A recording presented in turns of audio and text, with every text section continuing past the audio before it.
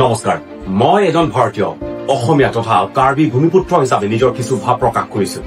আমি বৃহত্তৰ বেংগলীক আমি বেয়া নাপাওঁ ভাৰত স্বাধীনতাৰ সংগ্ৰামত বেংগলীসকলৰ কি অৱদান আছিল সুভাষ চন্দ্ৰ বসুৰ কি ত্যাগ আছিল সেইটো আমি সকলোৱে আমি দেখিছো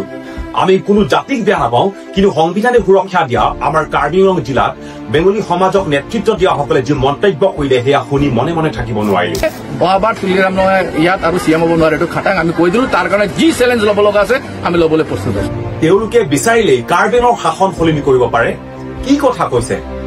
এনেকৈ কোৱা মানে নিশ্চিতভাৱে সেই বেংগলী সমাজ পাকিস্তান অথবা বাংলাদেশৰ পৰা অহা বেংগলী সমাজ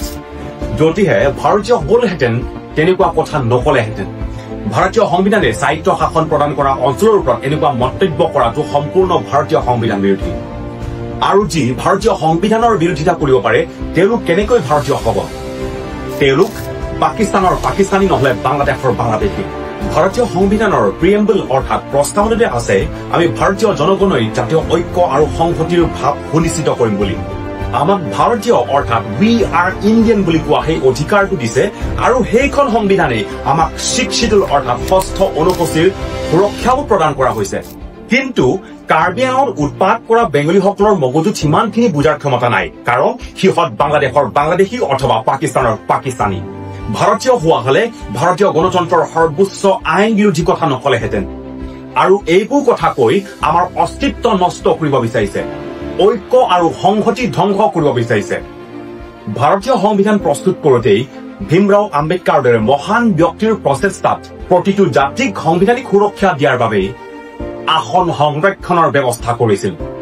আৰু সেইখন সংবিধানেই আমাক স্বায়ত্ব শাসন দিছে আপোনালোকৰ মন্তব্যই তেনে ব্যক্তিৰ অৱদানক অপমান কৰিছে সংবিধানক অপমান কৰিছে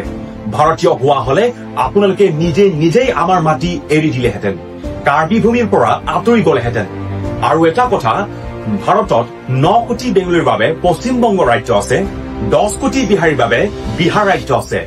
আপোনালোকৰ মন থাকিলে তাত যাওক আৰু তাত আসন বা শাসনৰ কথা কৈ থাককৈ আমাৰ 5 বা 6 লাখ কাৰ্বি জনসংখ্যা থকা ভাৰতীয় সংবিধানে স্বায়ত্ব শাসন প্ৰদান কৰা কাৰ্বি আংলঙত উৎপাত কৰি সংবিধান বিৰোধী কথা কৈ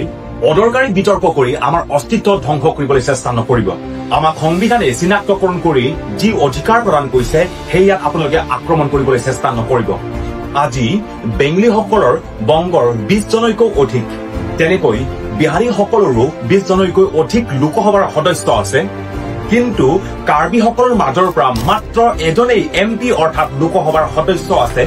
আৰু আপোনালোকে সেই এজনকো আপোনালোকে নাইকিয়া কৰিব বিচাৰিছে নেকি শেষত এটাই কওঁ আমি আমাৰ আইনী অধিকাৰ বিচাৰি কৰা আন্দোলনবোৰ মূল্যহীন কৰিবলৈ চেষ্টা নকৰিব আমাৰ ত্যাগ আৰু প্ৰতিটো ভাল তেজৰ মূল্য আছে আপোনালোকে ষড়যন্ত্ৰ কৰি আমাৰ ত্যাগক মূল্যহীন কৰাৰ চেষ্টা নকৰিব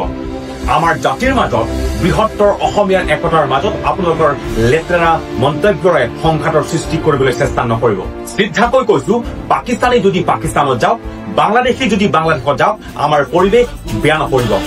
সকীয়াই দিছো ধন্যবাদ কাৰ্টন জয় আই অসম